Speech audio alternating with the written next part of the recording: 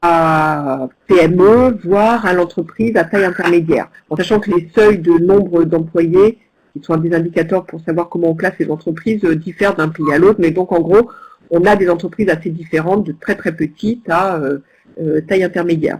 Donc on voit de plus en plus d'intérêt sur ces problématiques de création d'entreprises et de leur RSE, donc, en Afrique.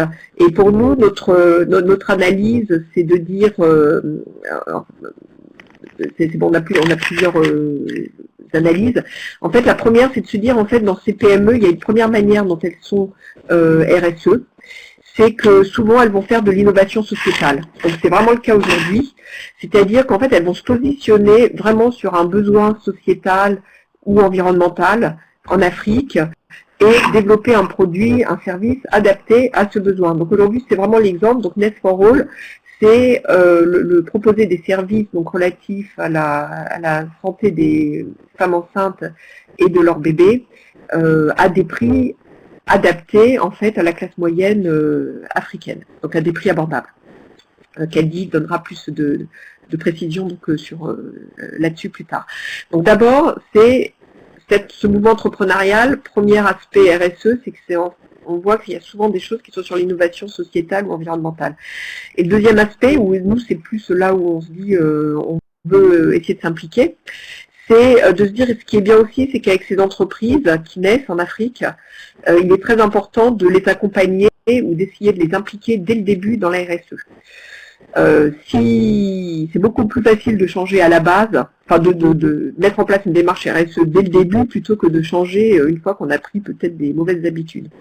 Donc du coup, on regarde ça de très près parce qu'on pense qu'il y a beaucoup d'échos. Je ne sais pas s'il y a des gens qui ont des micros ouverts. Et donc on regarde ça de très près parce qu'on pense vraiment que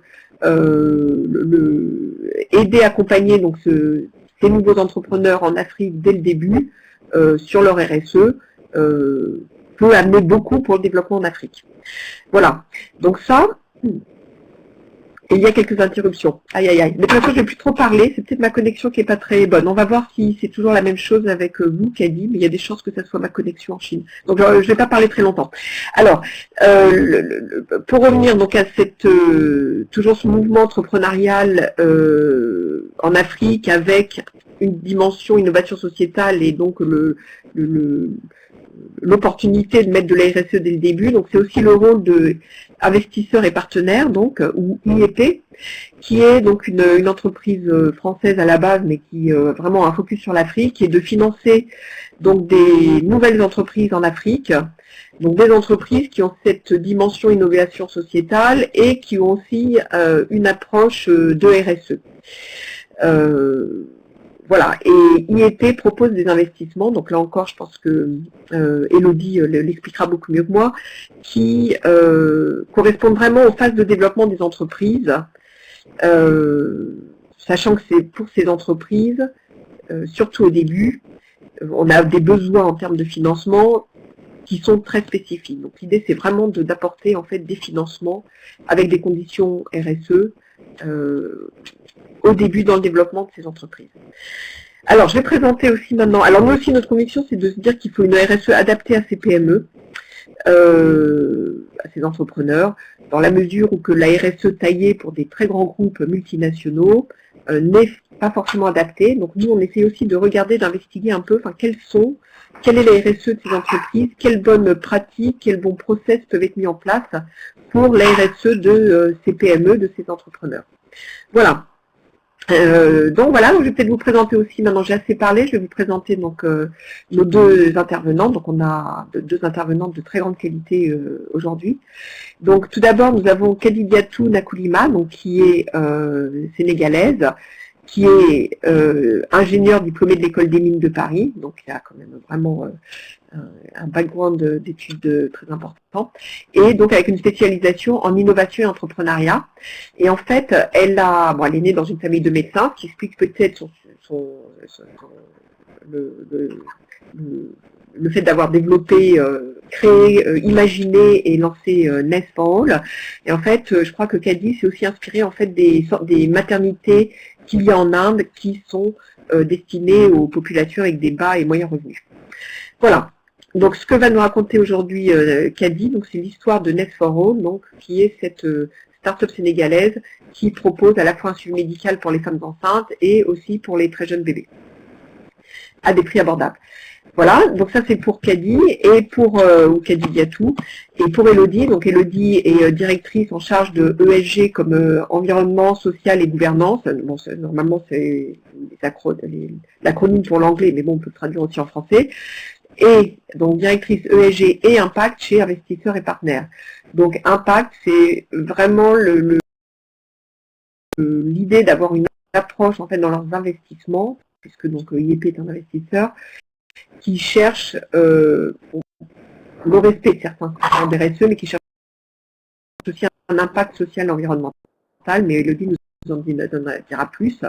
Et donc Elodie est diplômée d'HEC et aussi, a aussi un master en économie du développement de la Sorbonne et donc travaille à IEP donc, depuis plusieurs années. Et IEP, donc, bon, on a déjà dit deux mots.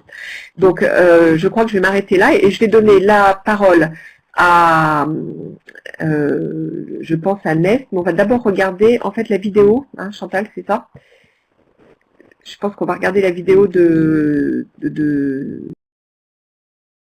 Nest for All.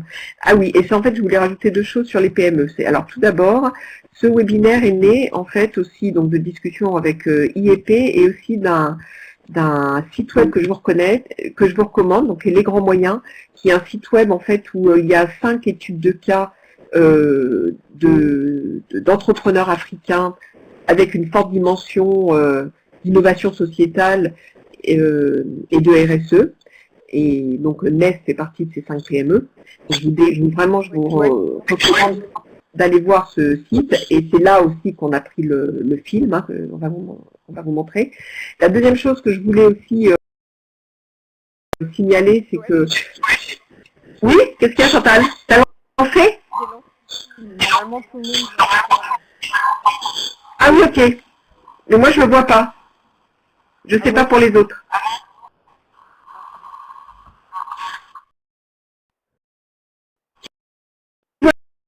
Le film.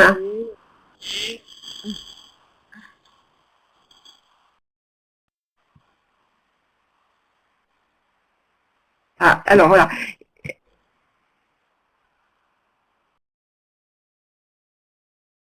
Voilà, en tout cas, moi, je vais en rester... Il se lance dans YouTube. Ok. D'accord.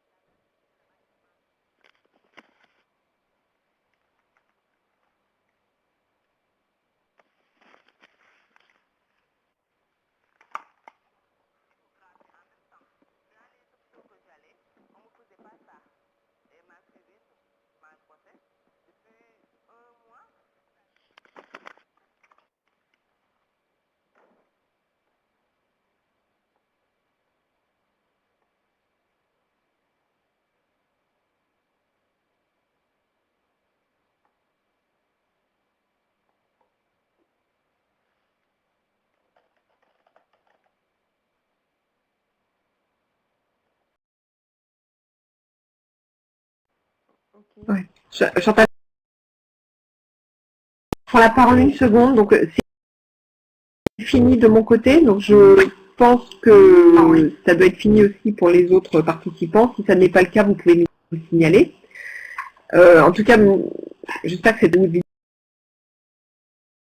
vous aura plu. Moi, je trouve ça impressionnant de voir Kadi Gatou, qui est quand même quelqu'un de jeune, lancer une maternité comme ça. Et aussi, nous, ce qui nous a impressionné, et ça, Elodie reviendra, c'est que c'est un sujet qui est très très fort. En fait, dans les questions qu'on a reçues des personnes inscrites, on sent que le sujet donc, de la femme enceinte, de la mortalité infantile, sont des sujets extrêmement forts en Afrique.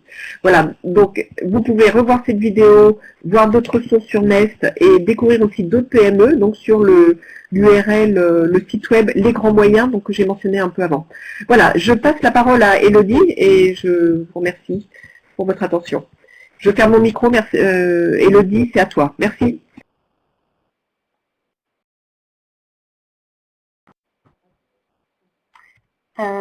Oui, alors je crois que c'est à Rani, non, maintenant de présenter Nest, il me semble. Voilà. Donc, nous, on est investisseurs chez Nest depuis. Oui, moi, je suis tellement... Voilà.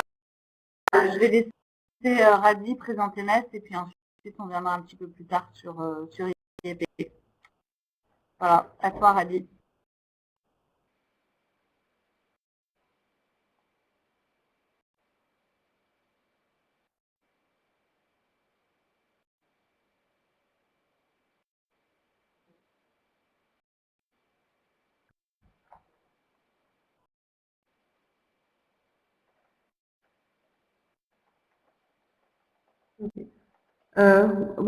Bonjour à tous.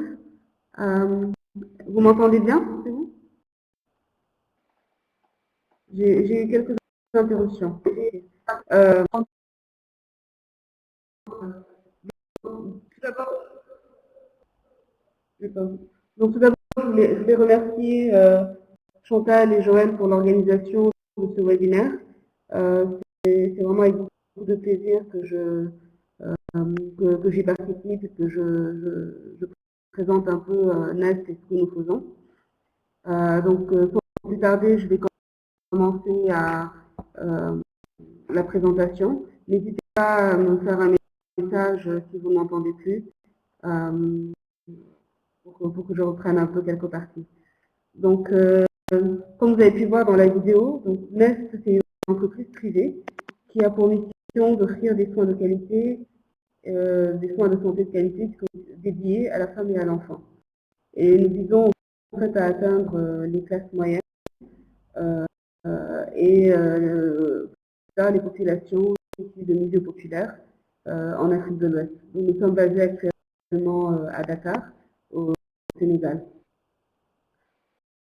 Donc, nous, en fait, ce qui nous a motivés vraiment à créer Nest, c'était d'abord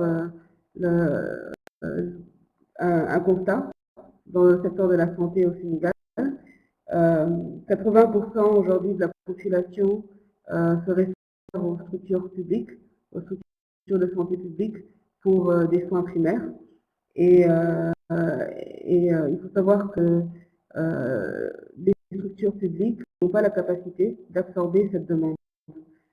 Dans la pyramide sanitaire du Sénégal, on a principalement trois types de structures de santé. Il y a le poste de santé de proximité, où on va trouver un infirmier, par exemple, et parfois un médecin. Il y a le centre de santé de district, qui est censé être la structure de référence, notamment pour les femmes enceintes. Donc, c'est vraiment la première structure d'accueil des parturientes, à la fois pour l'accouchement par voie basse ou pour la césarienne.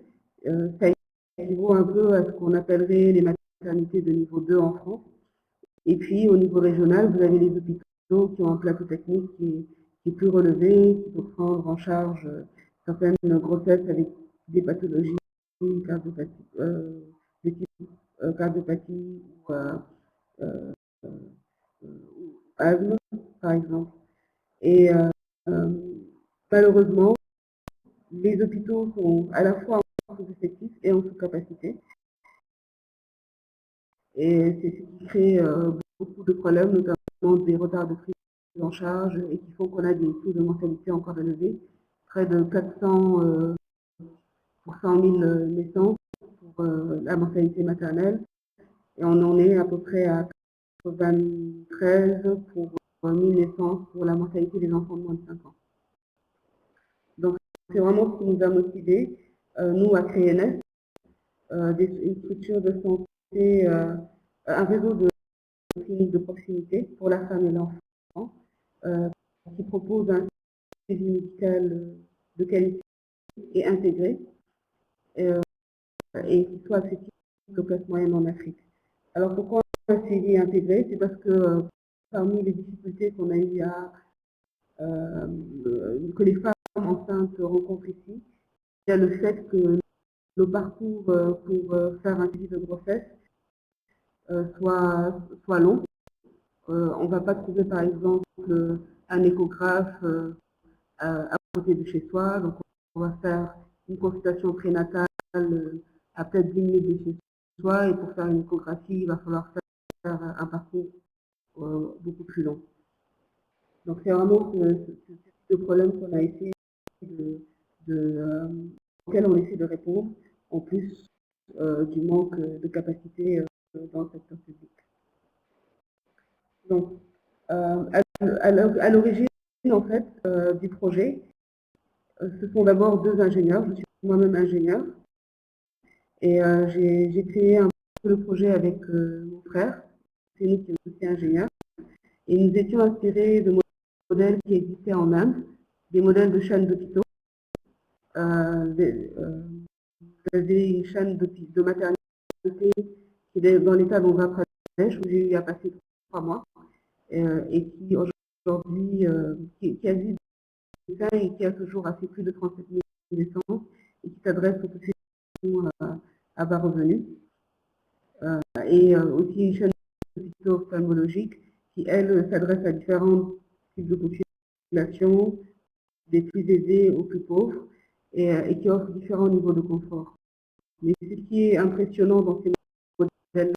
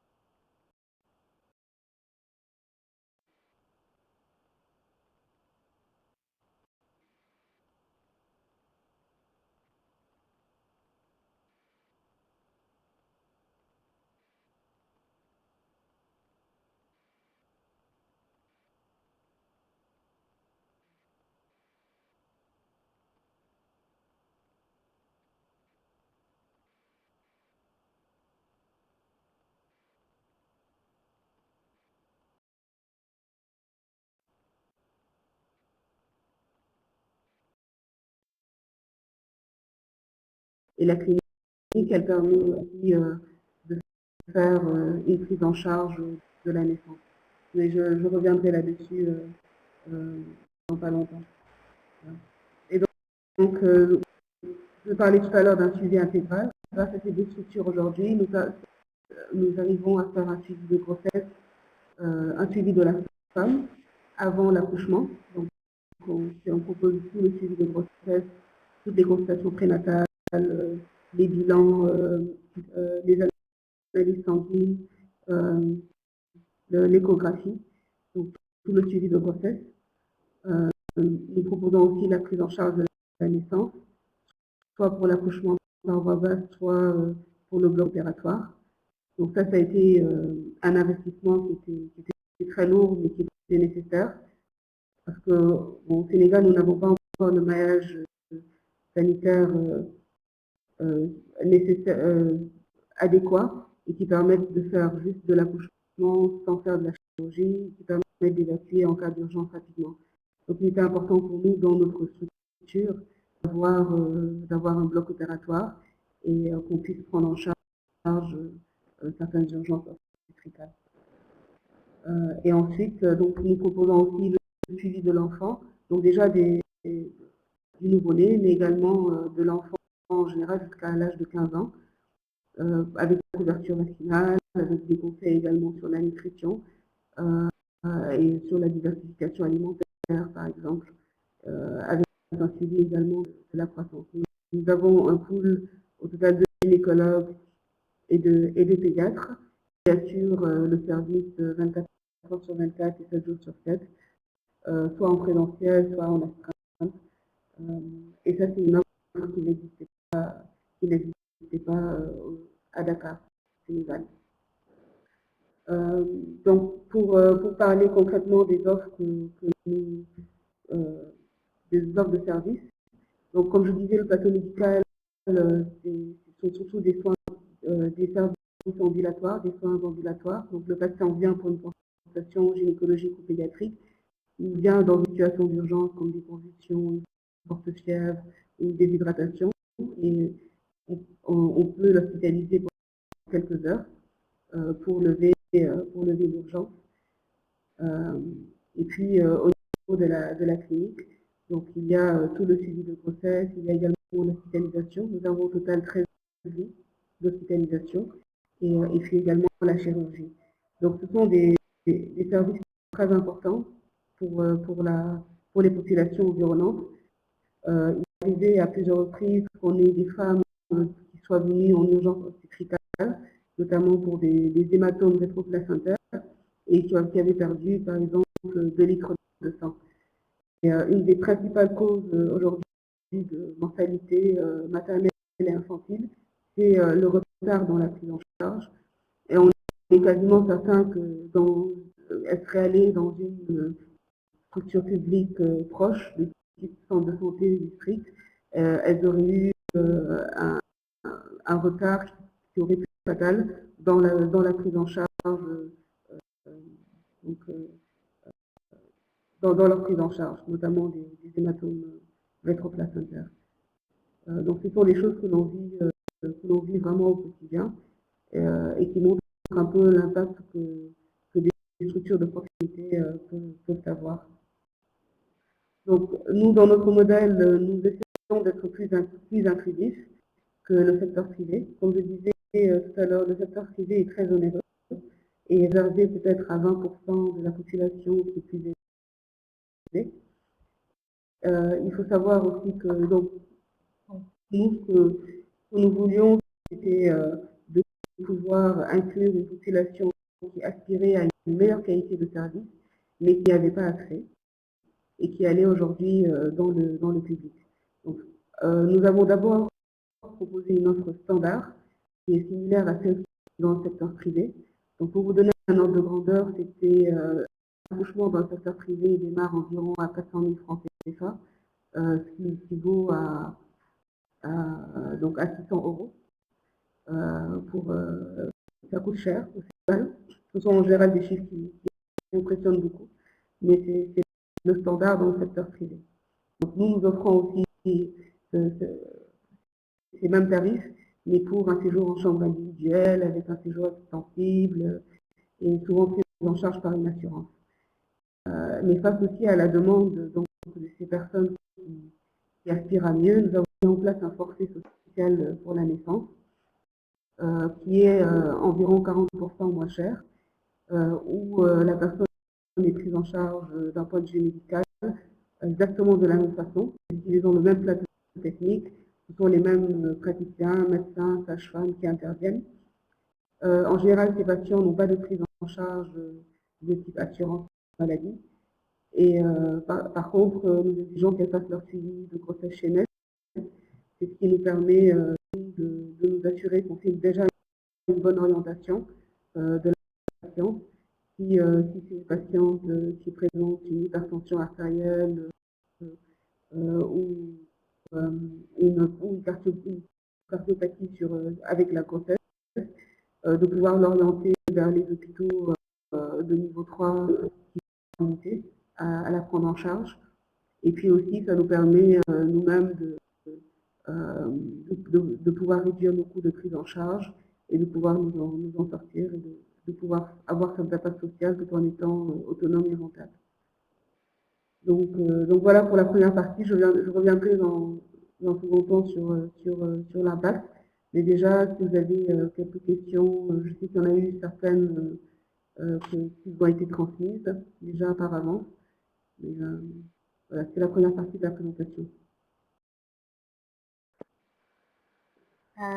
Oui, merci beaucoup Radi. On avait eu des questions donc, qui avaient été transmises avant le webinaire par certains participants. Donc je vais en proposer quelques-unes qui en plus font écho à ce que tu viens de présenter.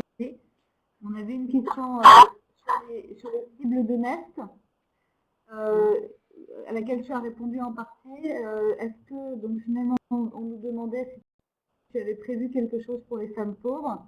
Et peut-être que ce qu'on pourrait voir par rapport à ce que tu viens de présenter, c'est dans quelle mesure l'offre plus sociale de Nest aujourd'hui permet d'effectivement permettre effectivement de donner accès à des femmes vraiment pauvres, vraiment défavorisées, à des soins de qualité. Et la deuxième question, c'était toujours autour de la cible. C'était peut-être de caractériser un peu ce que tu entendais par classe moyenne et quelle était la proportion de la classe moyenne que tu visais. Voilà, je te laisse peut-être répondre à cette première question qui fait écho aux offres de Nest. C'est vrai que on nous a souvent posé en effet la question quels sont les services que l'on propose pour les femmes issues des populations les plus défavorisées. Là, actuellement, chez Nest, je peux dire que 30% de nos patientes, des patientes qui viennent accoucher chez Nest, n'auraient pas eu accès à un service dans une structure privée avant que l'on mette en place nos structures. Elles seraient allées au niveau de l'hôpital public. Elles représentent, en général, si je dois donner un peu leur profil, ce sont des femmes qui sont souvent dans le secteur informel, qui sont coiffeuses,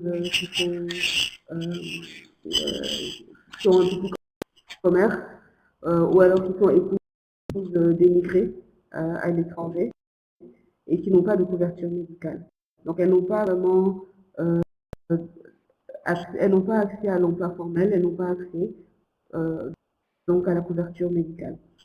Et celle que nous visons, notre cible sur l'ensemble de la population, vous avez déjà les 20% qui vont déjà dans le privé, et sur les 80% restants, le quart supérieur en termes de revenus est notre cible. Donc, quelque part, nous ciblons environ les 40% de la population qui ont peut-être le plus de revenus. Donc, dans la classe moyenne, ce serait les 20% supérieurs.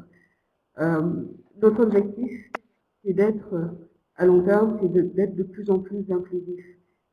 Étant dans le secteur privé, nous avons quelques contraintes qui font qu'aujourd'hui, pour pouvoir être à la fois plus inclusif et à la fois rentable, on a en fait quelques difficultés. Je donne un exemple. Aujourd'hui, le secteur privé n'a pas le droit de s'approvisionner à la pharmacie nationale d'approvisionnement. Et sur des produits comme la contraception, par exemple, là où dans le secteur public va le commercialiser à 1000 francs pour un type de contraception, donc 1,50 €, parce que justement, ils ont accès à la pharmacie nationale d'approvisionnement, le secteur privé ne peut le commercialiser des fois qu'à 35 000, donc 35 fois plus cher, parce que justement, on doit s'approvisionner chez les grossistes privés ou chez les officines privées. Et ça, par exemple, ne serait-ce que sur les médicaments, ça pose un frein dans, en tout cas pour l'accès aux structures privées des populations plus défavorisées. Donc, nous, notre objectif, pour pouvoir toucher des femmes qui sont plus pauvres, c'est de pouvoir nouer des partenariats publics-privés avec le ministère de la Santé, avec le secteur de la santé au Sénégal, On en parle beaucoup depuis quelques années, donc nous avons bon espoir que cela puisse se développer. Donc en attendant, ce que nous faisons vis-à-vis des populations les plus défavorisées, c'est surtout beaucoup d'actions d'information, d'éducation et de communication, parce qu'elles n'ont pas beaucoup accès aux professionnels de la santé, ne serait-ce que pour poser des questions. Et bon, j'y reviendrai dans la seconde partie, mais nous faisons beaucoup d'actions de ce type, et il arrive que nous faisions aussi tous les 6 mois des campagnes de consultation gratuites et qui permettent de diagnostiquer certaines pathologies assez rapidement. Voilà.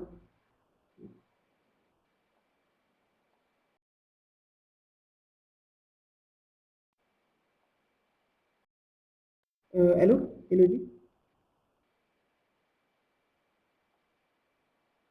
Allô? Je ne vous entends plus.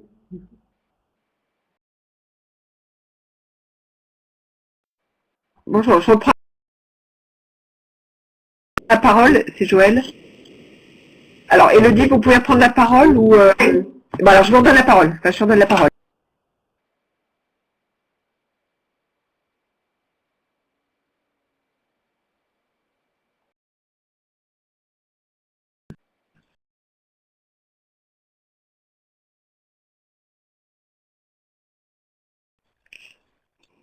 Allez-y, Elodie, hein. Oui. Oui, sinon, alors moi, je vais peut-être... alors, Elodie... Ah, ok.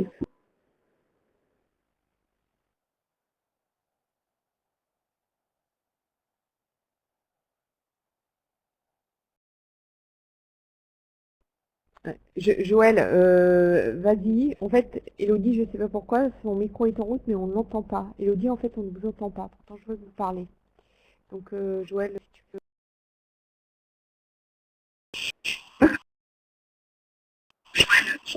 D'accord, ok.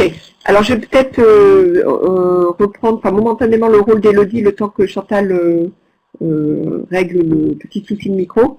Alors, dans les questions, en fait, alors tout d'abord, moi, ce qui m'avait aussi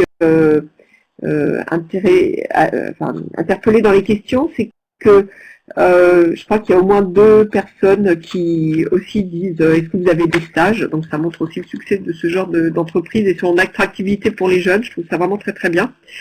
Il y a beaucoup d'interruptions en fait, je m'entends. Mangala, est-ce que vous nous entendez là? Parce que en tout cas je parle moi. Bon, alors je continue et après... Ouais, alors, ouais, moi c'est parce que en fait ma connexion en Chine n'est pas bonne. Donc c'est pour ça si Chantal, si Olivier revient, ça va être mieux. Ce que je vous propose en fait, Caddy, c'est que vous avez qu'à continuer et comme ça Chantal aura résolu le souci. Donc je vous propose de continuer puis on continuera avec les questions après parce que c'est mieux que ce soit Elodie. Caddy, ok? D'accord. D'accord. Ok, donc je continue, on terminera par les questions alors. Je disais tout à l'heure que parmi les types d'impact social que nous avons, nous mettons en place des séances d'information, d'éducation et de communication envers les femmes qui vont de l'âge de 15 ans jusqu'à 50 ans. Il faut savoir que les sujets comme la santé de la reproduction, la sexualité, encore des sujets tabous au Sénégal. La plupart des jeunes filles n'ont pas réellement d'oreilles en fait, et ne savent pas non plus où est-ce qu'elles peuvent avoir ces conseils-là. Et donc, nous sommes allés auprès des écoles de formation professionnelle qui forment beaucoup de femmes au Sénégal, qui dit que beaucoup de femmes quittent l'école au niveau BFM ou au niveau du primaire pour aller se former pour la coiffure ou pour la restauration. Et donc, nous faisons des séances d'information sur la contraception, sur les maladies sexuellement transmissibles. Et on a vu qu'il y avait beaucoup d'engouement autour de ces séances-là. Parce que dans ces écoles, justement, ils ont souvent des cas de grossesse non désirée, et certainement des cas de MST aussi, non détectés. Et Surtout, ce qui est ressorti de ces séances, c'est que les jeunes femmes avaient un besoin très fort de communiquer après ces séances. On a vu qu'après, ça a soulevé d'autres questions qu'elles avaient. Et donc, c'est ce qui a fait que nous avons voulu relayer cela sur Facebook. Et donc, nous sommes très présents sur Facebook. Nous avons beaucoup d'interactions avec les patients sur Facebook, à la fois des interactions privées et des interactions publiques. Donc, nous publions des articles qui sont beaucoup commentés. Et parmi ces articles, en général, les articles que nous publions sont vraiment axés sur le contexte local et les habitudes locales, et souvent des sujets sur lesquels les médecins ne communiquent pas beaucoup. Là, par exemple, on a eu un article, l'article qui avait eu peut-être le plus de succès chez nous, et qui parle de la rose de Jéricho. En fait, les femmes enceintes au Sénégal, quand elles sont proches du terme, ou bien dès qu'elles rentrent au travail, elles boivent une décoction qui est en fait une infusion de cette plante, et c'est ce qui permet d'accélérer le travail. Donc traditionnellement, on l'utilisait pour accélérer le travail, sauf que, arrivé à l'hôpital, on leur met également, on leur met également une dose de Synto, et donc ça interagit avec cette décoction-là, et du coup, le risque d'hémorragie est beaucoup plus important. Beaucoup de femmes ont eu des complications à cause de cela, et ça, c'est vraiment indépendamment du niveau de revenu. Il faut savoir qu'au Sénégal, les femmes ont à la fois aussi bien recours à la médecine traditionnelle qu'à la médecine moderne, et, ça pose problème. Et donc le fait de publier un article là-dessus, ça a ouvert les yeux à beaucoup de femmes qui, qui avaient bu cette décoction et qui ont eu des séquelles suite à l'accouchement, ou à d'autres dont les mamans, justement, avaient prévu une décoction comme ça, ou d'autres types de médicaments traditionnels à boire. Pareil, pendant le mois de Ramadan également, nous publions des articles pour dire un peu quelle est la conduite à tenir par les mamans. Voilà, donc, ce sont les conseils adaptés au contexte local, et puis d'autres fois, on a des questions beaucoup plus privées sur la messagerie privée. Et c'est vrai que cet accès aux praticiens n'est pas évident au Sénégal. À titre indicatif, nous avons 240 gynécologues pour une population d'environ 14 millions d'habitants. Donc, très largement sous-effectif. Et l'autre type également d'impact social, c'est d'abord la création d'emplois formels. Notre économie est essentiellement basée sur l'informel. Aujourd'hui, Next for All, c'est plus de 40 employés. Et je peux dire que pour au moins 30% de nos employés, il s'agit du premier emploi formel. Nous recrutons des personnes très jeunes, souvent parce que voilà, déjà en tant que PME, on a du mal à recruter des gens qui ont de l'expérience et de l'expérience managériale. Ça coûte cher et ce n'est pas facile à trouver. Et donc forcément, nous recrutons jeunes et nous passons du temps dans la formation. Nous passons du temps dans la formation de cette population, enfin de ces jeunes. Et surtout, nous employons beaucoup dans le développement des compétences.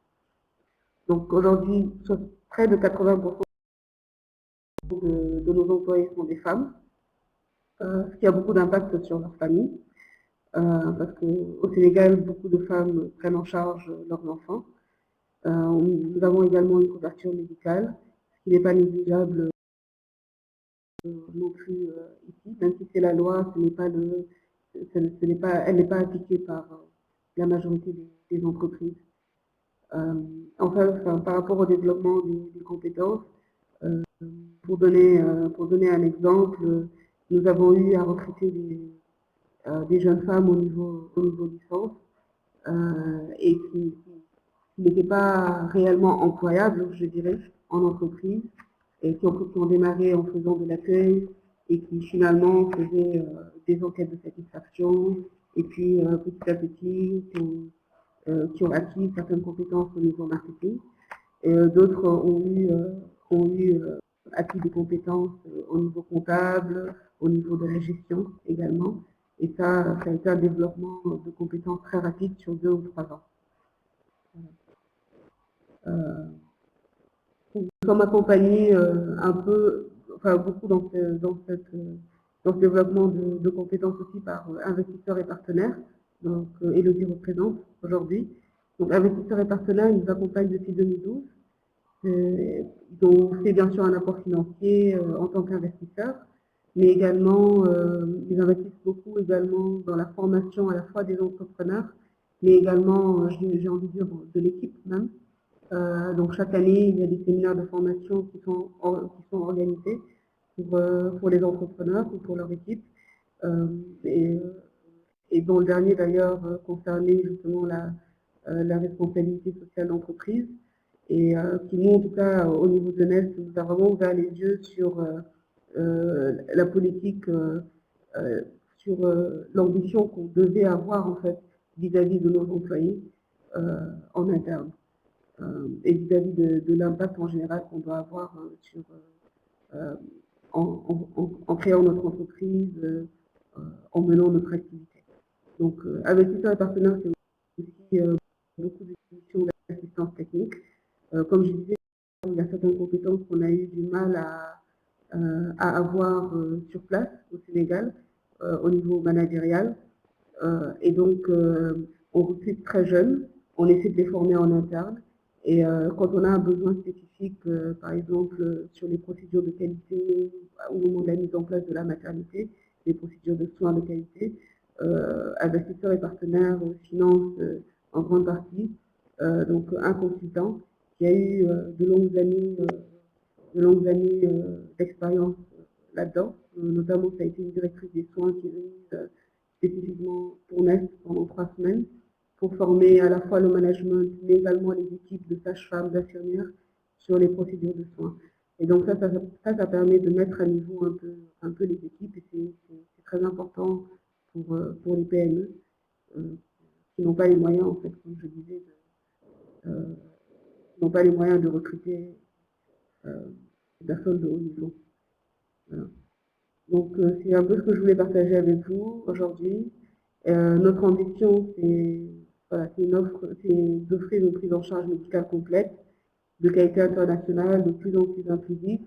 Donc, ça passe par des partenariats, avec notamment le secteur public, mais c'est aussi de constituer un réseau qui soit un pôle d'excellence médicale, pensant que pour nous, au cœur de notre stratégie, c'est vraiment la qualité de service, la qualité de soins et la qualité de service, et aussi un modèle de gouvernance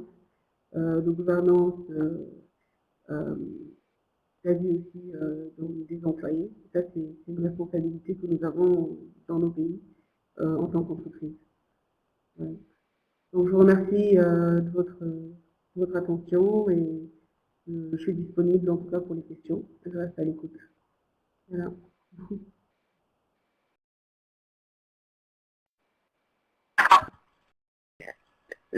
J'en prends la parole juste une minute pour faire la transition avec Elodie. Donc un très très très grand merci. Il y a des questions. Très grand merci à Kiadi ou Radi, je ne sais pas trop prononcer votre prénom, donc pour cette présentation qui est vraiment extrêmement intéressante et qui montre aussi enfin, voilà, comment on peut développer une entreprise sur la base de services simples et dont la population a besoin et à des prix adaptés. Voilà. Alors, nous avons des personnes qui lèvent la main, je crois. Je ne sais pas si Marie-Louise et Lior Bitsumanou. Je sais pas, est-ce que vous pouvez vos questions par écrit ou je vous donne la parole et est-ce que Elodie est prête, Chantal? Est-ce qu'on fait un test? Alors, il y a quelqu'un qui a parlé là.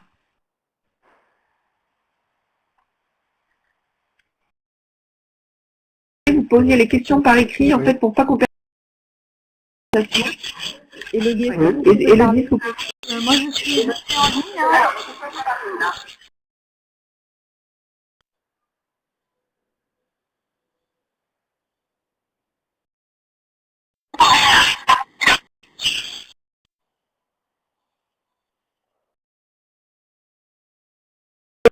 Élodie, je vous entends très bien, donc je vais vous passer. Allô? Comment on fait? Je sais pas.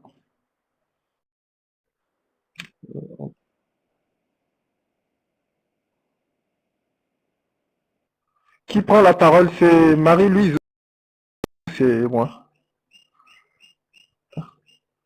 Je peux prendre la parole. Écoutez, si vous avez la parole, C'est Marie-Louise qui prend la parole en premier ou moi? Allô, Marie-Lise, je peux prendre la parole? Il y a un problème de connexion. Oui, D'accord, alors Marie-Louise, allez-y, Marie-Louise. et puis après c'est voilà, Marie-Louise, après l'autre question, et après c'est Élodie qui reprendra la main. Merci, moi je ferme mon micro. D'accord. Merci. Je suis arrivée en retard. Je ne sais pas si ma question a été abordée. Oui. J'aimerais savoir si vous avez pensé aux populations les plus démunies dans le contexte de la couverture sanitaire universelle par rapport aux soins de santé maternelle.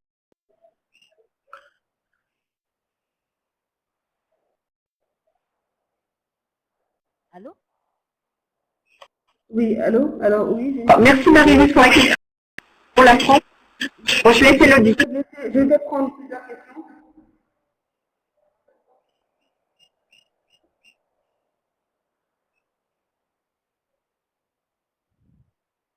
Oui.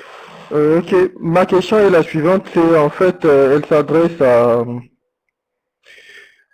à Kadidiatou, c'est en fait en République du Congo, donc Congo-Brazzaville, puisqu'il y a deux Congos, le bureau pays du Fonds des Nations Unies pour la population collabore avec des organismes et des entités étatiques qui œuvrent dans le secteur de la santé maternelle et infantile. Et donc ma question précisément c'est de savoir dans le cadre de l'action de son entreprise et pour de sa RSE, de la RSE de son entreprise, en relation notamment avec les objectifs du développement durable, est-ce qu'elle ne pense pas à faire un partenariat avec le Fonds des Nations Unies pour la population du Sénégal en vue d'atteindre plus de femmes et de jeunes? C'est en fait une question de partenariat en relation avec les ODD. Voilà, j'ai fini. Allô? D'accord, merci.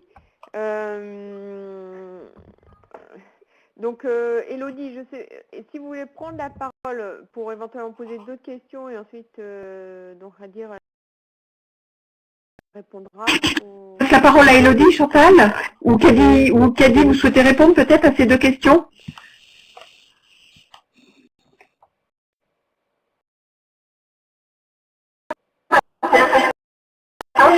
Peut-être laisser Radi déjà répondre à ces deux questions, parce que voilà, ça en fait déjà pas mal de questions. Ne pas dépasser le timing à la fin. D'accord, donc je vais répondre aux deux questions. Je vous remercie déjà pour l'attention que vous avez portée à la présentation. Donc, vous aviez d'abord demandé si on a pensé aux populations les plus démunies. Donc, comme je disais tout à l'heure lors de la présentation, c'est vrai qu'on nous a souvent posé la question. Nous, pour l'instant, ce que nous faisons comme action vis-à-vis des populations les plus démunies, c'est surtout de la formation et de la communication, parce que dans le secteur privé, pour deux raisons. D'abord, dans le secteur privé, nous avons des contraintes réglementaires, par exemple, pour les médicaments, nous ne pouvons pas nous fournir à la pharmacie nationale d'approvisionnement. Donc forcément, les médicaments coûtent des fois 10 fois ou 30 fois plus cher que ce que le secteur public propose. Deuxièmement, en tant qu'entreprise privée, nous avons aussi un devoir d'être autonome et d'être de pouvoir être rentable. Nous n'avons pas accès non plus à certaines ressources humaines, comme les hôpitaux publics peuvent avoir des étudiants en gynécologie qui assurent en fait les services. Et donc, nous avons certaines charges qui font que nos objectifs de rentabilité nous empêchent des fois d'aller prendre en charge des populations plus démunies. Notre objectif à long terme, c'est d'être de plus en plus inclusif, mais pour cela, il faut que nous puissions vraiment maîtriser nos coûts, maîtriser nos charges, maîtriser notre modèle. Et puis, ça m'amène également à la question de Junior, qui est de dire de pouvoir développer aussi des partenariats, soit avec des organismes comme le FINUAP ou alors surtout avec le secteur public. Donc faire des partenariats publics-privés. Donc ce sont des choses qu'on ne pourra vraiment pas faire tout seul. Il faut qu'on développe des partenariats et aussi bien des institutions comme l'OMS que la Banque mondiale encouragent vraiment encouragent vraiment les États à favoriser ce type de partenariat. Donc, la deuxième question que je vais lire, c'est est-ce que dans le cadre de la RSE et en relation avec les objectifs de développement, est-ce que nous pensons avoir un partenariat avec le FINUAP pour atteindre plus de femmes et de jeunes? Donc, oui, c'est vrai que les organismes, il y a beaucoup d'organismes comme voilà, le FINUAP ou l'USAID qui s'intéressent de façon primordiale au secteur de la santé, de la femme et de l'enfant. Nous souhaiterions rentrer en partenariat avec eux. Dans un premier temps, il était important pour nous de prouver que notre modèle avait un, de l'impact et deux, qu'il pouvait être autonome. Et aujourd'hui, c'est ce que nous faisons avec le pilote qui existe, je dirais qu'il n'existe réellement que depuis 2 ans. Donc aujourd'hui, nous sommes en train de prouver un peu notre concept et c'est grâce à cela qu'on pourra approcher ces organismes-là et on espère pouvoir développer des partenariats avec ce type d'organisation. Voilà. Merci Ravi. Peut-être Élodie, si vous souhaitez retransmettre d'autres questions. Oui. Alors effectivement, parmi celles que Joël a mentionnées par écrit, vous m'entendez? Oui, je vous entends bien. Alors, pour moi, j'ai l'impression que l'assurance maladie, c'est un sujet qui a déjà peut-être été traité par Ravi. En revanche, il y avait un sujet autour des soins sur les enfants de moins de 5 ans, qui, d'après donc un des participants, était sans doute gratuit. Je sais aussi qu'au Sénégal, je crois que maintenant l'accouchement dans le public était gratuit. Donc, par rapport à ça, quelle est l'attitude de Nest et comment est-ce que vous arrivez à malgré tout attirer des gens malgré cette gratuité des soins dans le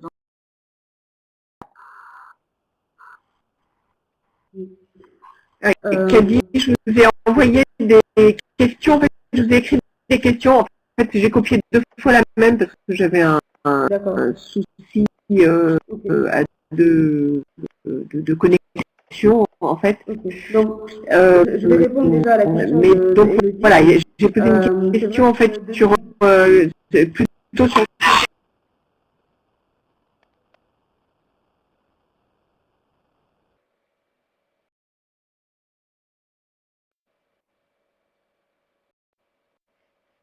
sur le contexte des...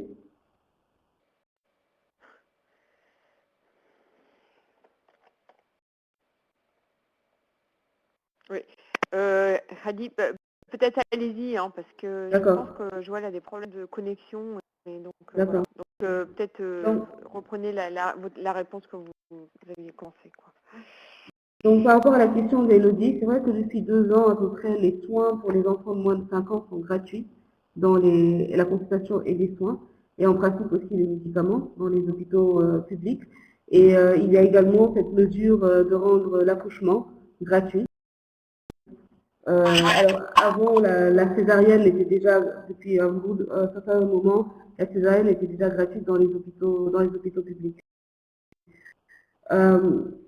Tout ça, c'est dans le cadre, en fait, de la mise en place de la couverture maladie universelle, qui est un gros projet de l'État. Donc, petit à petit, on arrive à avoir, les populations commencent à avoir un meilleur accès aux soins. Donc, nous, chez NES, on considère que c'est quelque chose de très positif, parce que, notamment pour les populations les plus démunies, comme je disais, c'est vraiment aussi le rôle un peu aussi du secteur public que de prendre en charge des populations qui n'ont pas les moyens de payer pour la santé. Par contre, cela n'empêche pas le fait que les besoins sont toujours là, pour notamment celles qui aspirent à avoir une meilleure qualité de service. Quand le public offre des soins gratuits, ce sont des files d'attente qui sont de plus en plus longues, et c'est du personnel aussi de santé qui est de plus en plus débordé. C'est également moins de capacité, c'est encore un ratio de demande sur capacité d'accueil qui est encore beaucoup plus élevé. Et donc, plus le public est inclusif, plus le secteur privé a un rôle à jouer pour justement alléger un peu les hôpitaux, les centres de santé d'une demande qui finalement pourrait payer pour avoir moins de files d'attente, un meilleur confort, plus de temps avec le médecin, plus de temps pour aller au-delà de la consultation médicale, par exemple. Donc, nous considérons que c'est positif. Il y a encore des problèmes dans la mise en place. Par exemple, si je prends le cas des certaines consultations gratuites pour les moins de 5 ans, en réalité, les hôpitaux doivent être remboursés ensuite par l'État. Et ça crée des fois des problèmes dans la gestion des hôpitaux publics ou des centres de santé publics. Et ça se ressent sur également l'accueil qui fait aux patients. Donc je pense que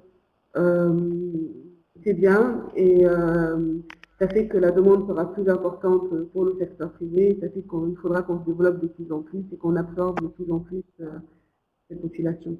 Voilà. C'est le cas pour l'accouchement et pour tous les types de soins en fait qui vont devenir gratuits. Ok, merci Radi. Élodie, peut-être si vous voulez poser une autre question, donc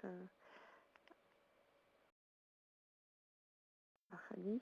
Oui, donc il y avait aussi une question, je crois que vous ne m'avez pas entendu tout à l'heure, donc peut-être je la repose. J'ai vu qu'il y avait plusieurs questions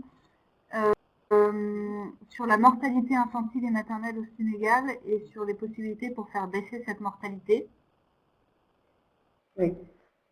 Oui, c'est vrai, je n'avais pas encore été là. En effet, actuellement, la mortalité maternelle est encore élevée, malgré le fait qu'il y a eu une baisse très importante. Donc là, actuellement, sur la mortalité des moins de 5 ans, je disais, on est à peu près à 93 décès pour 1000 naissances vivantes. Et sur la mortalité maternelle, on n'est pas loin de 400 décès maternels pour 100 000 naissances. Donc ça reste encore élevé. Les principales causes, alors on parle des trois retards. Hein.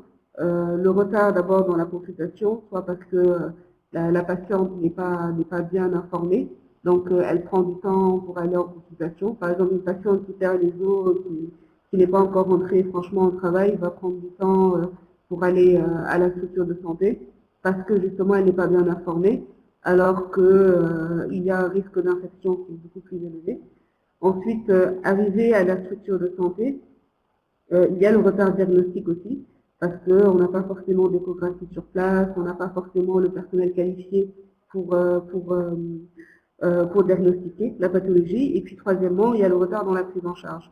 Une fois qu'on a diagnostiqué, est-ce que l'anesthésiste est sur place pour pouvoir faire la césarienne d'urgence? Est-ce qu'il y a une poche de sang en cas d'hémorragie?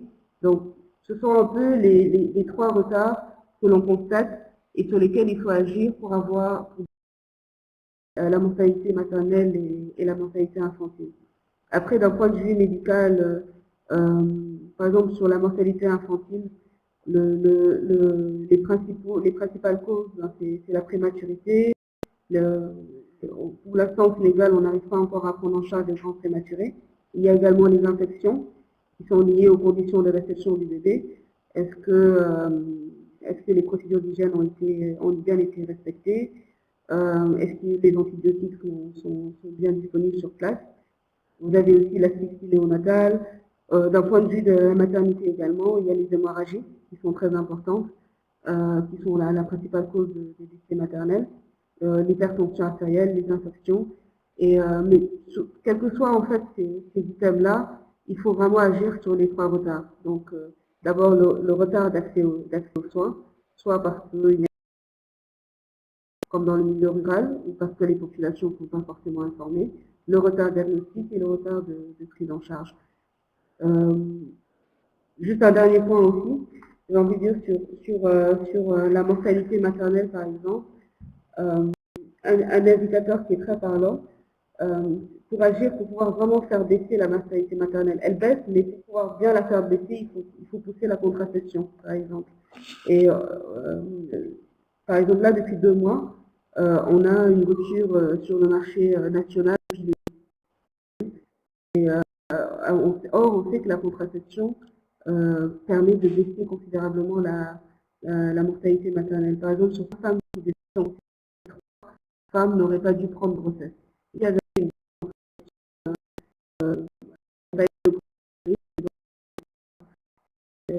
ce sont les décès maternels qui auraient pu être évités juste par la contraception. Donc, il y a beaucoup de facteurs sur lesquels on peut agir.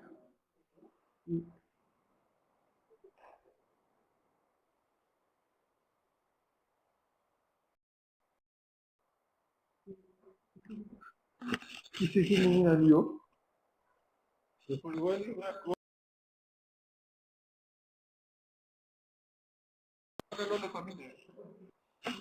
Vous savez pas?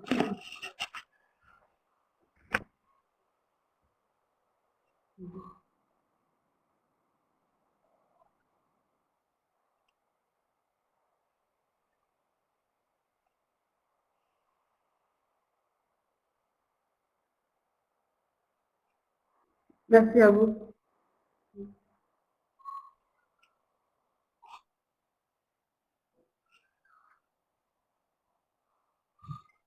Oui, très bien.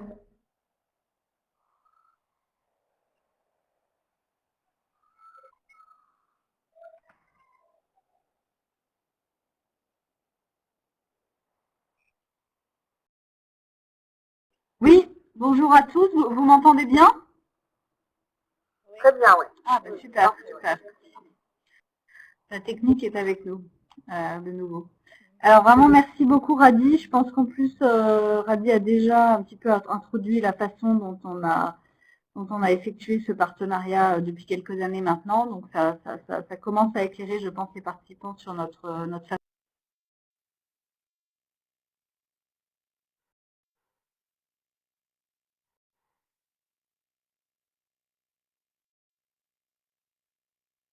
Ouais, on n'entend plus. Là, vraiment, moi, on n'entend plus rien.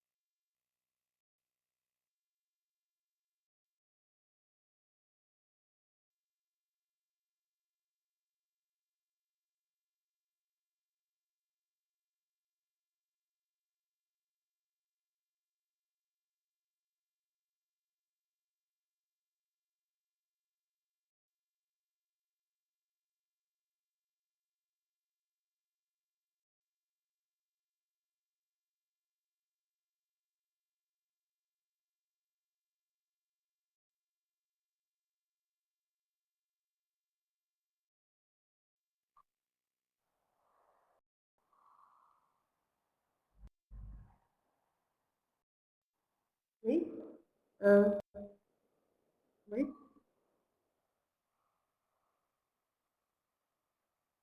Oui, je vous entends, oui.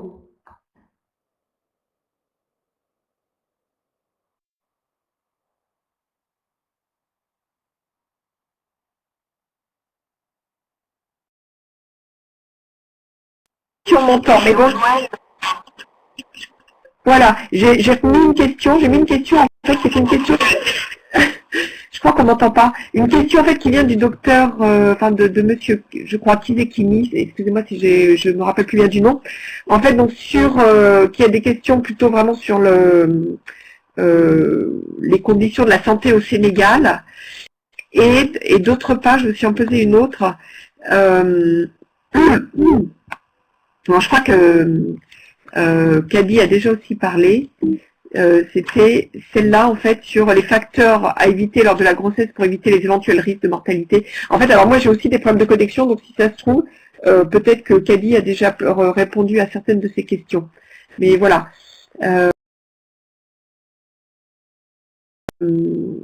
Donc facteurs de risque pendant la grossesse à éviter, et peut-être comment on peut les éviter, et qu'est-ce que peut amener une entreprise comme Nest. Et ensuite, autre question donc sur le suivi de la grossesse au Sénégal. Kadi, je vous donne la parole. Ok. Donc, tout de suite, j'ai parlé un peu des facteurs de risque, enfin des principales causes de mortalité maternelle et infantile au Sénégal. Donc, je parlais notamment des hémorragies, de l'hypertension artérielle et des infections, qui sont souvent dues à un manque d'information ou un retard dans le diagnostic un retard dans la prise en charge. La mortalité infantile, c'est la prématurité, les infections, infections soit in utero ou dues aussi aux conditions de réception du bébé. Ça c'est en lien un peu à la dernière question d'Élodie. Donc par rapport aux conditions, notamment de la santé maternelle au Sénégal, il y a beaucoup de disparités selon les régions. Donc en milieu urbain, en général, les femmes, peut-être 90% des femmes font leur suivi prénatal dans une structure de santé, donc elles sont assistées par un professionnel de santé, alors qu'en milieu rural, on est à des taux beaucoup plus bas. La moyenne nationale, c'est environ 60% des femmes qui font leur consultation prénatale, mais il faut savoir aussi qu'il y a une déperdition entre la première consultation prénatale et la quatrième consultation prénatale. Donc, selon la norme ici, on fait 4 consultations prénatales. Et si on est à 60% de consultations prénatales, de première consultation prénatale, on va retomber à 20% pour la quatrième consultation prénatale. Et cette déperdition, elle se retrouve aussi bien en milieu urbain qu'en milieu rural. Et ça pose donc des problèmes, des problèmes de diagnostic notamment. Un autre frein aussi, c'est le coût. Par exemple, si je prends le coût d'une échographie, notamment à Dakar, dans le secteur public, une échographie va revenir au moins à 15 000 francs CFA. Donc environ 22,50 €. Ça reste encore élevé pour beaucoup de populations. Donc quand le suivi normal au Sénégal compte 3 échographies, beaucoup de femmes ne vont pas en faire du tout, ou alors vont faire juste une seule. Donc ça, c'est pour parler un peu de l'état de la santé maternelle au Sénégal, surtout des habitudes en fait des populations. Après, l'état de l'offre, c'est que on n'a pas beaucoup de capacité d'accueil. Là, par exemple, on sort de la période de août, septembre, octobre, qui sont des périodes de pic de naissance. Et dans les plus grandes maternités, comme le centre de santé Félix Senghor, on peut trouver 2 parturientes sur un même lit de travail. Oui. Donc, il y a des périodes comme ça où la demande est très supérieure à l'offre. D'accord. Merci Élodie. Donc, merci beaucoup.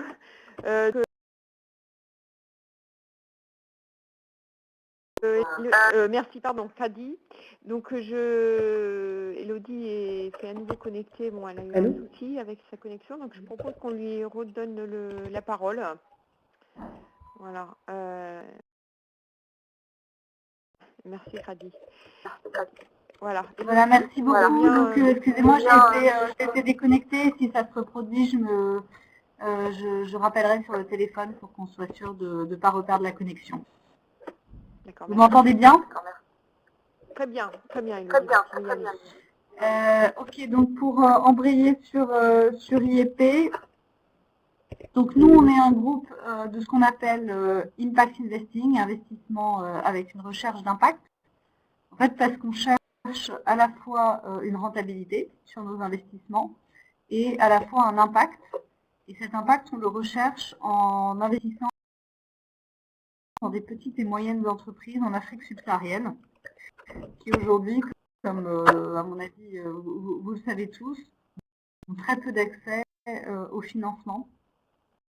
Alors que, et je crois que l'exemple de la RADI le montre très très nettement, alors qu'elles ont potentiellement un impact considérable sur leurs environnements locaux en créant des emplois, en structurant des filières locales, en donnant accès à des produits et services qui sont peu disponibles, etc. On a été créé il y a 13 ans maintenant, initialement par Patrice Opnaud, et depuis 2011, notre patron est Jean-Michel Severino, qui était avant le directeur général de l'Agence française de développement. Donc c'est vraiment les impacts économiques, sociaux, environnementaux et de gouvernance sont complètement au cœur de notre approche. C'est d'ailleurs un des critères sur lesquels on sélectionne les entreprises avec lesquelles on travaille. Et c'était bien sûr un critère de sélection quand on a travaillé avec RADI, quand on a eu les premiers contacts. Et son projet, typiquement, nous a énormément séduit parce qu'il rentre complètement dans nos critères d'investissement. On a là une famille sénégalaise qui souhaite développer un projet dans son pays, un projet d'accès à la santé. Donc ça, c'était aussi pour nous un point très fort, avec une dimension en plus sociale au travers de l'accès à des soins de santé pour des classes moyennes, mais aussi avec cette offre sociale pour atteindre des couches un peu plus défavorisées. Et de façon générale, donc, on prend, peut-être pour j'avance un petit peu sur le PowerPoint, peut-être juste pour vous donner quelques chiffres sur IEP rapidement. On est une équipe franco-africaine. Le siège est à Paris, mais on dispose de 6 bureaux maintenant en Afrique. Donc au Burkina, au Cameroun, en Côte d'Ivoire, au Ghana, à Madagascar et au Sénégal. Et on a plusieurs véhicules financiers, je ne vais pas rentrer dans les détails, mais plusieurs véhicules financiers pour environ 75 millions d'euros sous gestion. On est soutenu par une cinquantaine d'investisseurs qui sont à la fois des investisseurs institutionnels de type Banque africaine de développement, Proparco, etc. À la fois des entreprises privées comme Danone ou des banques telles que la BRED, le Crédit Coopératif et d'autres structures du même type. Et enfin, des individus et des fondations type Family Office. On a réalisé aujourd'hui entre 50 et 60 investissements dans une quinzaine de pays d'Afrique subsaharienne. On y reviendra, mais dans des secteurs relativement diversifiés.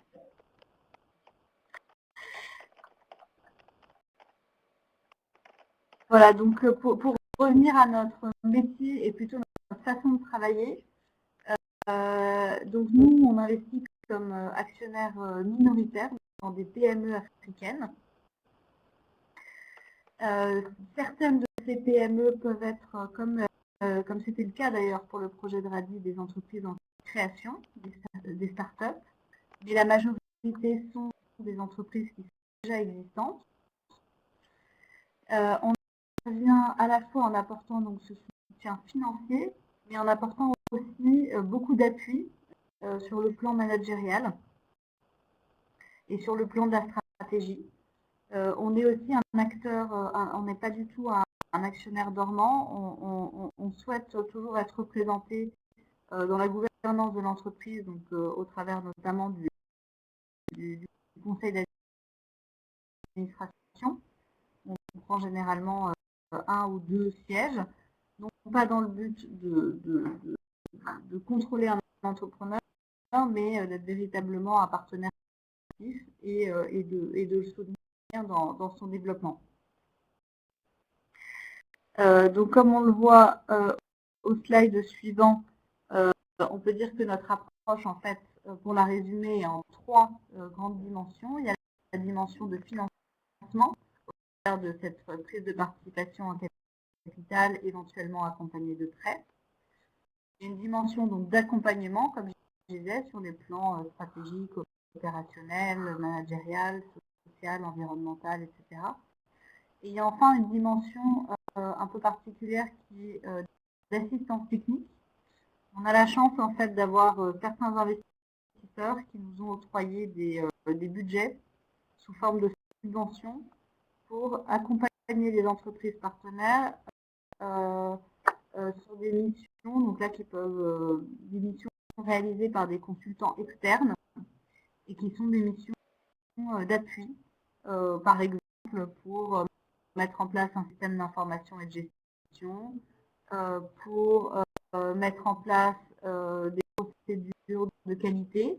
Donc typiquement, c'est des budgets qu'on a utilisés pour Nest, comme tout à l'heure Radi, et on a notamment financé donc une mission d'une femme française qui avait une grosse expérience sur la mise en place de procédures d'hygiène et de sécurité pour les maternités et qui est venue former les équipes de Nest et les accompagner sur la rédaction de procédures.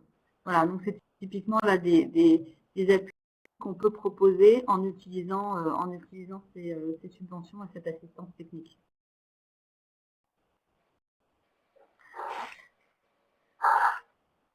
Et donc notre objectif est de gérer des impacts à la fois économiques, on reviendra plus en détail quand on présentera la partie ESG, des impacts environnementaux, sociaux et de gouvernance. Et de façon plus générale, on se donne aussi comme objectif de faire du plaidoyer sur notamment la dynamique entrepreneuriale africaine, montrer en quoi les PME africaines sont indispensables au développement du continent et pour mettre en avant en fait le rôle que peuvent avoir des investisseurs dans le développement de cette dynamique entrepreneuriale en Afrique. Donc la vidéo que vous avez vue sur Nest au début, qui venait du projet des grands moyens, est une parfaite illustration de ce rôle de plaidoyer qu'on souhaite se donner. Au travers de ce projet, l'idée c'est vraiment de partager en fait des exemples de petites et moyennes entreprises en Afrique et de montrer en quoi ces entrepreneurs africains qui ont monté leur structure participent en fait au développement de l'économie locale au travers de contributions environnementales, de création d'emplois, de structuration de filières, etc.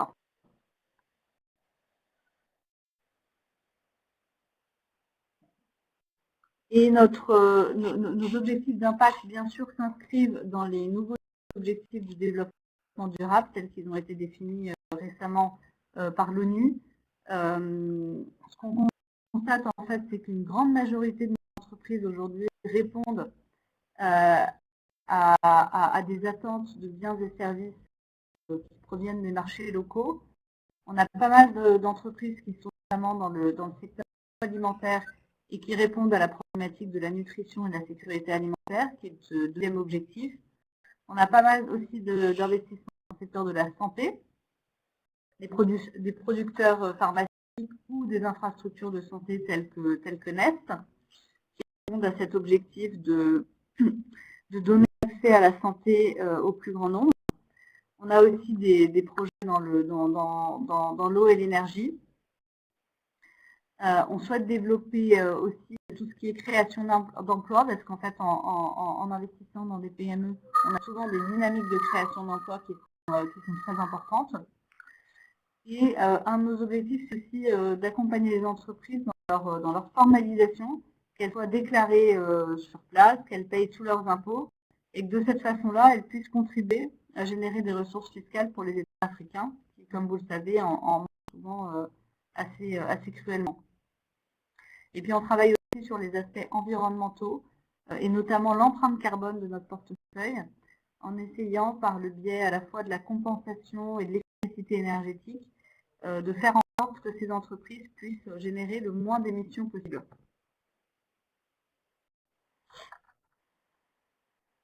Voilà, donc comme vous le voyez sur ce slide, on a une répartition géographique qui est très variée, qui va de l'Afrique de l'Ouest, Afrique centrale, en passant par l'océan Indien, Madagascar, jusqu'à quelques investissements en Afrique de l'Est. Une répartition sectorielle aussi qui est assez vaste, avec environ un quart du portefeuille qui est investi dans des institutions de microfinance, et le reste qui se compose d'entreprises dans le secteur de l'agriculture ou de l'agroalimentaire, de la santé, de la construction, de la distribution et du transport, de l'équipement et de la maintenance, et des services. Donc on n'a pas d'approche du tout dogmatique sur les secteurs dans lesquels on investit. En fait, notre approche est de répondre à des demandes qui émanent du terrain et qui peuvent être très diverses. Et on s'attache ensuite à répondre à ces demandes et à travailler avec les entrepreneurs qui nous suggèrent des projets pour voir s'il y a une adéquation entre ces projets et nos critères d'investissement. Voilà, peut-être qu'on peut déjà s'arrêter là si jamais il y a des questions à ce stade.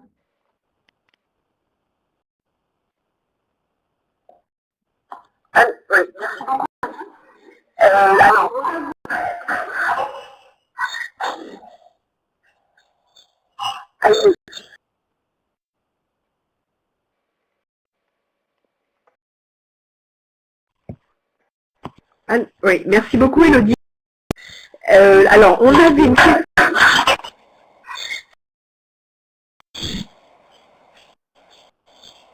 Aïe, il a beaucoup d'écho. En fait, il y avait une question qui était donc d'Alain, qui était posée donc par email. Alors, voilà, comment intégrer la RSE dans la recherche de financement? Bon, je crois que c'est une question assez générale et que votre présentation va sans doute amener des éléments de réponse. Mais donc voilà, donc c'est une question d'Alain, donc qui est consultant dans la RSE et donc qui souhaite peut-être savoir plus pour pouvoir aider ses clients sur ce sujet. Voilà. Donc je vous donne la parole et puis à ceux qui le souhaitent, vous pouvez poser des questions donc à Elodie sur donc le IEP et les modes d'investissement, en sachant qu'elle va détailler après. Je vous donne la parole, Elodie, et je ferme mon micro. Ok, donc oui, effectivement, je pense que là, j'ai un écho là, de plus en plus investisseurs. Je ne sais pas si vous entendez, il y a beaucoup de voilà, il y a beaucoup d'écho, mais oui, ça c'est bon,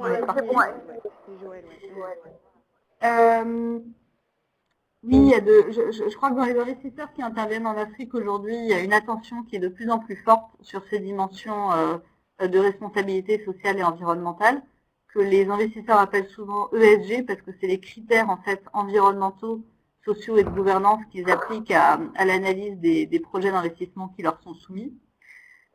Donc très souvent maintenant, les investisseurs qui interviennent en Afrique, et en particulier ceux qui s'assignent un objectif d'avoir un impact sur le développement local, vont regarder ces dimensions-là au même titre qu'elles vont regarder les dimensions de profitabilité potentielle et tous les autres aspects plus commerciaux et business.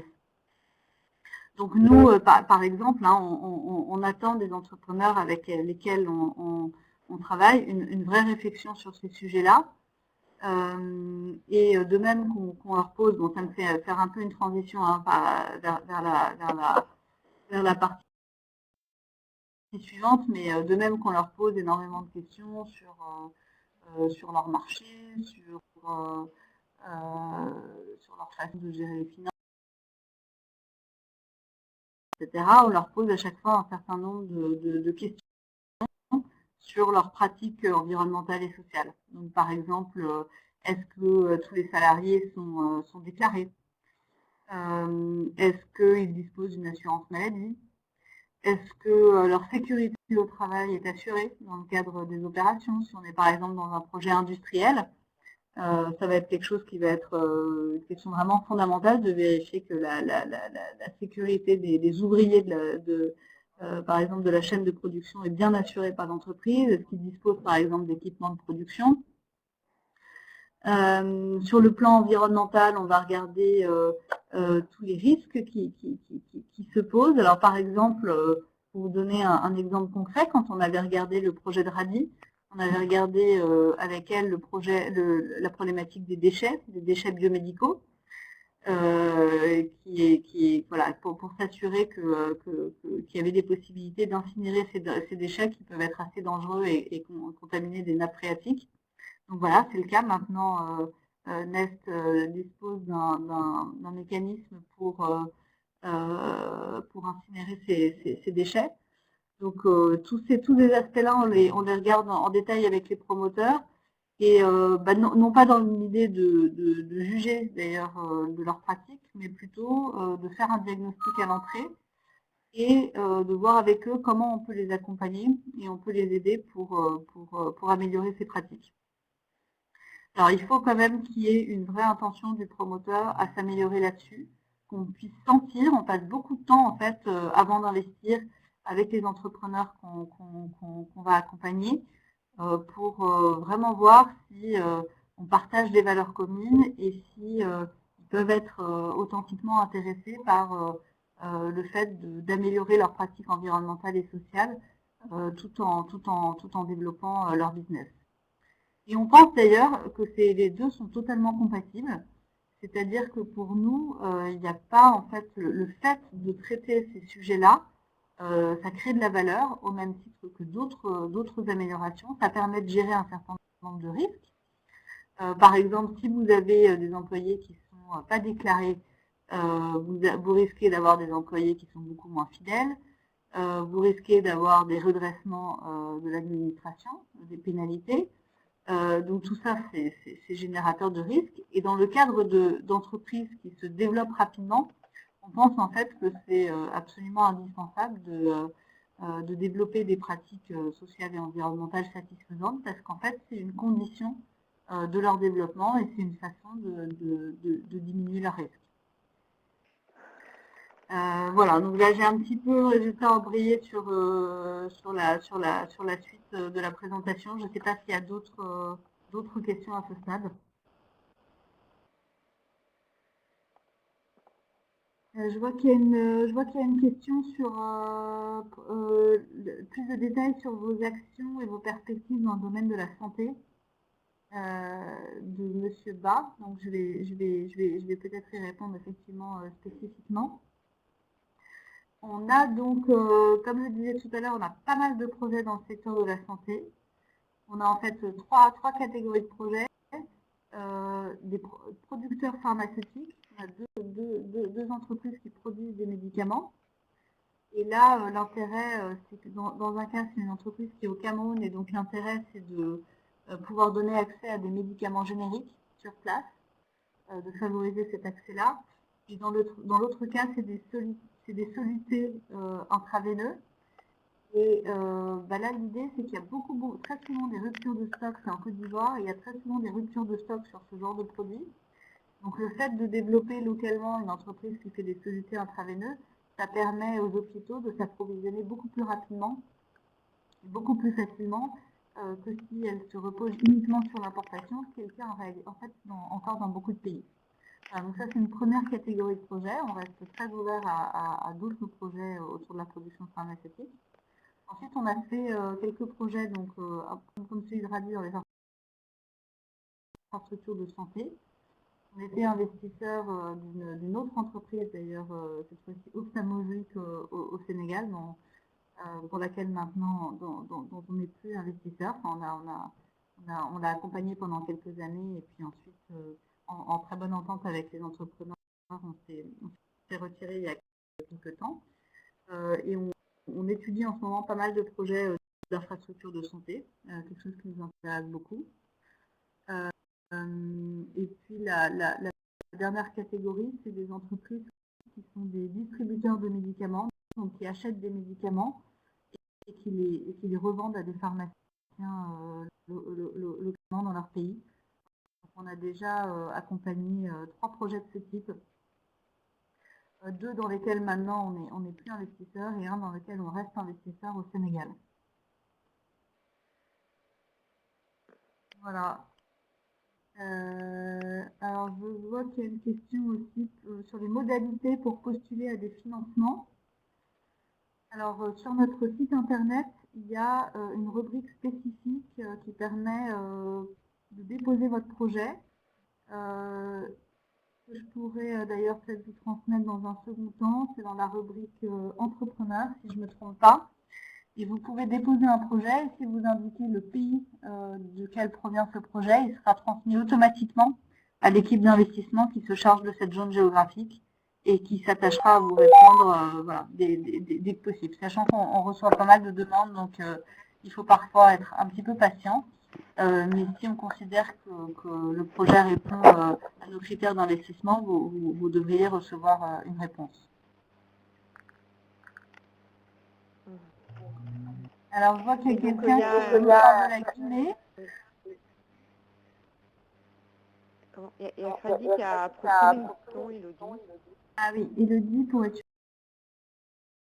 revenir sur les plaidoyers que l'IEP fait et la réponse que vous avez à ces actions de plaidoyer? Alors, l'exemple de plaidoyer que je donnais tout à l'heure, Radi, et que tu connais bien, c'est le projet Les Grands Moyens.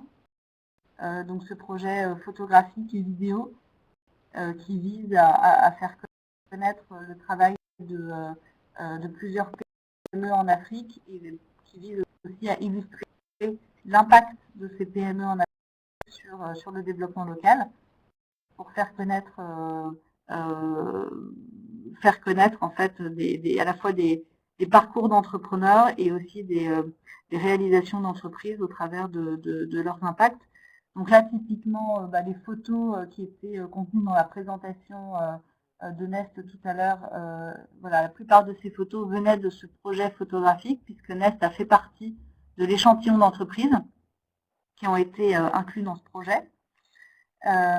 Donc ça, c'est aujourd'hui une action assez importante de plaidoyer sur laquelle on a mobilisé des financements de plusieurs bailleurs pour le mener à bien.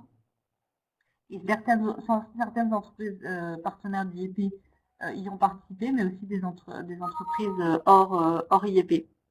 On fait aussi pas mal on participe aussi assez souvent à des conférences, à des articles dans la presse, on répond à des interviews pour à la fois bien sûr pour faire connaître IEP et puis de façon plus générale pour faire connaître cette problématique des PME en Afrique. Et enfin, je pense qu'il y a une troisième chose qu'il faut mentionner, qui est que notre président, Jean-Michel Severino, avec un des directeurs généraux adjoints en charge des investissements, Jérémy Agenberg, sont sur le point de publier un livre sur les entrepreneurs en Afrique, pour que le grand public puisse être mieux familiarisé avec cette dynamique entrepreneuriale, mieux comprendre quels sont les parcours des entrepreneurs qui se cachent derrière cette réalité et les dispositifs d'appui qui peuvent exister en soutien à ces entrepreneurs.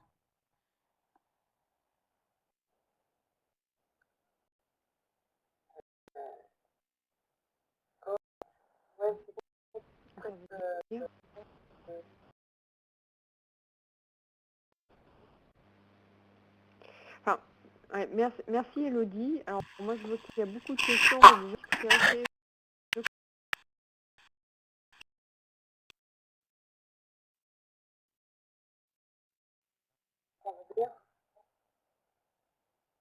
Vos actions, enfin, et comment finalement vous faites,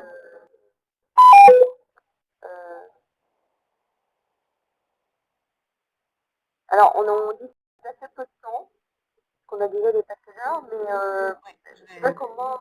je pense que voilà, je pense qu'on n'a pas besoin de dérouler la suite de la présentation. Donc, peut-être... Si vous avez le temps, peut-être encore suivre un peu.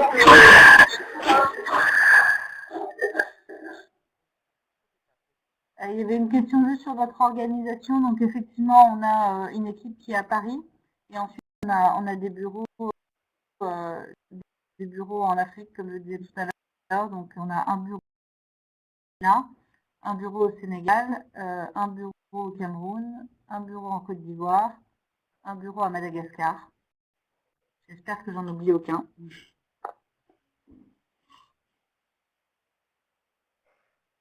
Voilà.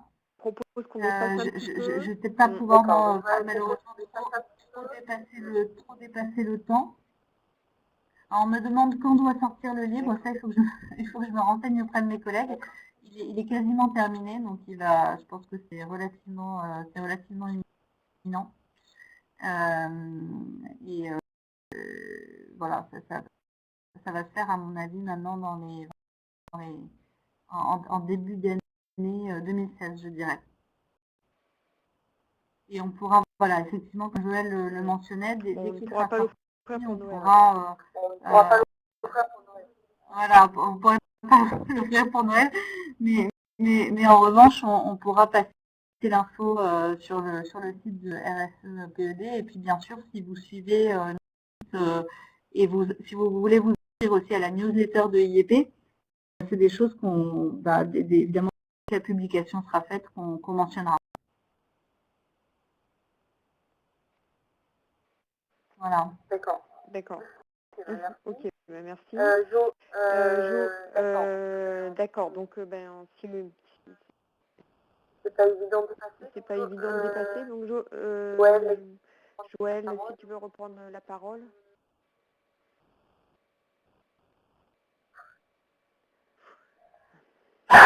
Ok. Alors, la parole.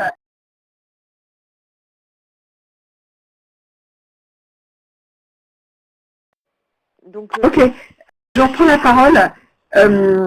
Alors, je suis désolée, moi j'ai perdu le connexion. Aïe, aïe, aïe. Oui, voilà, merci, je pense que Elodie a coupé. Alors, je ne sais pas les impératifs de temps des uns et des autres, et puis en particulier de nos deux intervenantes. Peut-être vous pouvez encore montrer peut-être 2-3 slides, Elodie, puis après on conclura. Et puis, voilà, quoi. Est-ce que ça vous convient? Mon micro.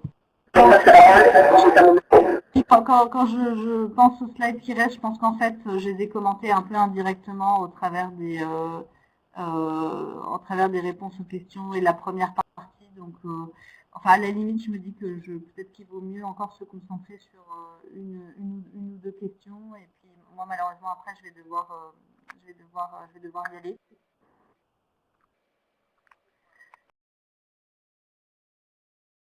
Je vois juste qu'il y avait... Ok, tout à fait.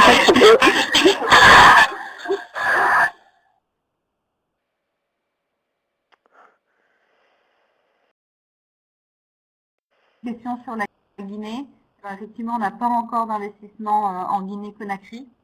Voilà, mais c'est pas une zone qui est complètement exclue pour nous. Voilà. Mais c'est vrai qu'on n'a pas de représentation locale et pas encore d'expérience dans ce pays-là.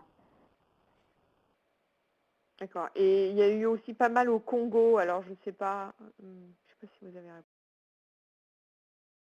Oui. Un investissement en République démocratique du Congo, à Kinshasa, en microfinance. dans une IMS qui s'appelle Oxus RDC. Et donc, c'est un pays dans lequel on pourrait effectivement regarder des opportunités d'investissement. D'accord. Et donc, il y avait aussi une question d'Égypte, parce que donc, nous avons beaucoup de personnes de l'université Senghor d'Alexandrie. Et donc, qui demandaient donc, quelles étaient vos actions plus particulièrement sur la santé maternelle et infantile. Alors, peut-être ce que ça représente par rapport à vos autres investissements. Ouais. Dans la santé maternelle et infantile, aujourd'hui, en fait, notre seul investissement, on en regarde d'autres, mais aujourd'hui, notre seul investissement, c'est Nest. On n'a pas encore d'autres investissements dans ce secteur spécifique. On a eu plusieurs opportunités. Voilà, je sais que là, on en a au moins une relativement avancée à l'étude.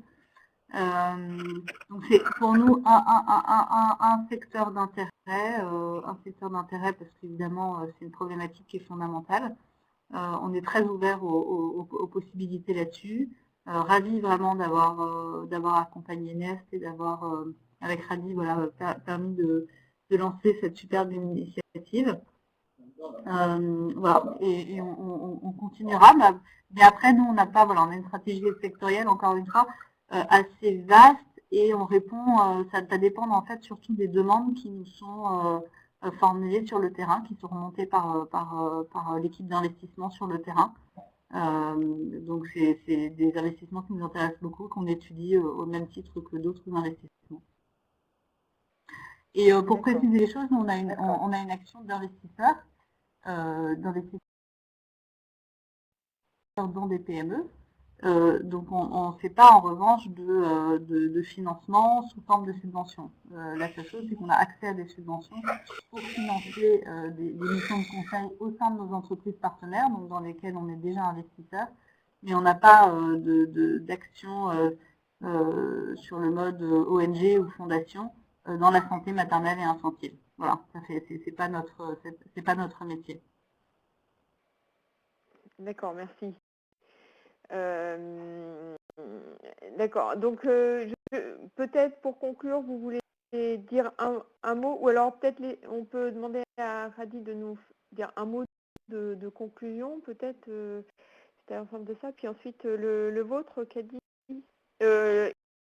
Elodie, ça pourrait être comme ça. Donc, Radi, je vous donne la parole si vous voulez faire un mot de conclusion par rapport à la présentation. Oui, donc d'abord merci Elodie pour la présentation. Donc je disais dans vos commentaires d'ailleurs par écrit que le projet des grands moyens nous aide aussi beaucoup, nous-mêmes à faire du plaidoyer et à gagner de la crédibilité, notamment locale. Donc ce sont des actions très importantes pour nous, parce que nous sommes encore petits.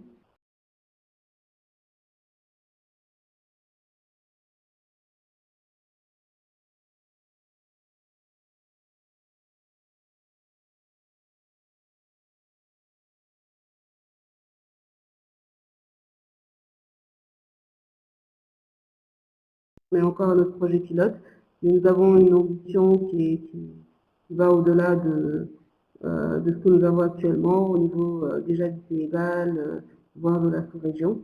Et en conclusion, pour nous, c'est d'abord atteindre la qualité, donc des procédures de qualité, et un modèle de qualité, et ensuite de pouvoir nous étendre. Donc, nous sommes contents du partenariat avec l'IEP. Et pour cela, nous pensons que c'est vraiment ce qui nous aide aussi qui va nous aider vraiment à atteindre notre ambition. Voilà. Donc merci à vous aussi, Chantal, Joël et RSE et Développement pour avoir organisé cet échange et merci à tous les participants. Merci Radi, merci à vous. Nous, on est... Donc Élodie. Oui, alors effectivement, moi aussi, je vous remercie beaucoup, Chantal et Joël, pour déjà cette initiative de RSE Développement, parce que le site est super, je trouve très intéressant, c'est une source d'information très utile. Et je crois que ces webinaires, ça permet en plus de mettre en contact différentes personnes qui œuvrent dans le même sens. Donc voilà, merci pour ce partenariat qu'on est en train d'engager et pour ce webinaire. Merci aussi à Radi effectivement pour sa présentation et pour le partenariat vraiment super riche qu'on a maintenant depuis plusieurs années ensemble.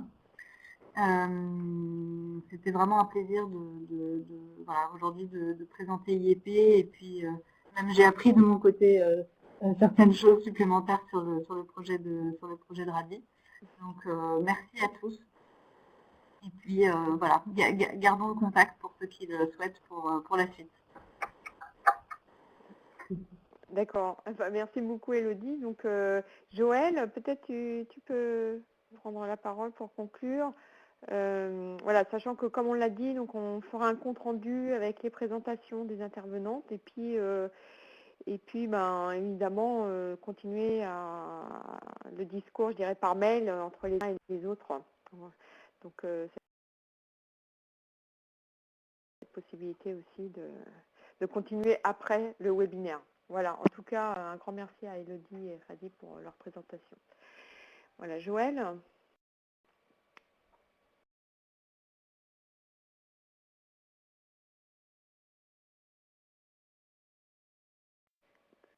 Alors, un mot de conclusion, donc en 2 minutes, parce qu'on a déjà débordé sur l'heure, on s'en excuse. Alors tout d'abord, un grand merci aux deux intervenantes, parce que tout d'abord, je pense que Nest est vraiment un exemple